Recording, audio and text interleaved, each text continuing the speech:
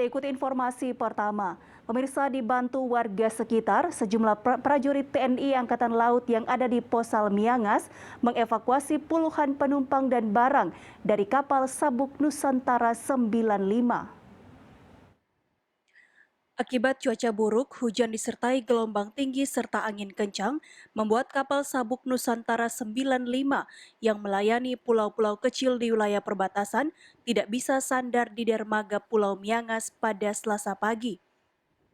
Demi keselamatan penumpang dan awak, kapal Sabuk Nusantara 95 tidak sandar di dermaga dan memilih berlabuh dan mengapung di perairan Pulau Miangas. Dengan dibantu warga sekitar, sejumlah prajurit TNI Angkatan Laut yang ada di Posal Miangas terpaksa mengevakuasi puluhan penumpang dan barang milik warga dengan menggunakan perahu karet milik Posal Miangas untuk diturunkan dari atas kapal. Kami Posal Miangas beserta dibantu oleh seluruh warga.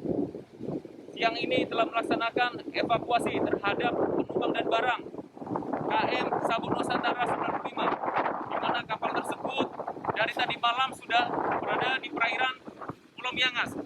Namun karena kondisi cuaca buruk, kapal tersebut tidak bisa berlabuh di pelabuhan. Dimulai dari pukul 05.00, kami personil Miangas dengan warga Miangas telah melakukan evakuasi penumpang dan barang KM Sabuk 95 dan seluruh penumpang dan barang dalam keadaan aman terkendali. Dan Lanal Melongwane, Letkol Marinir Adi Sucipto melalui Dan Posal Miangas mengungkapkan proses evakuasi 50 penumpang kapal dan barang milik warga yang ada di Pulau Miangas berjalan aman dan lancar. Berdasarkan info dari BMKG, ia pun mengimbau kepada seluruh pengguna transportasi laut untuk tetap waspada dan berhati-hati dalam melakukan aktivitas di laut, mengingat akhir-akhir ini cuaca buruk, gelombang tinggi yang disertai hujan dan angin kencang yang kemungkinan masih terus melanda perairan Kabupaten Kepulauan Talaut. Alfred Tumanung melaporkan untuk Kawanwa TV.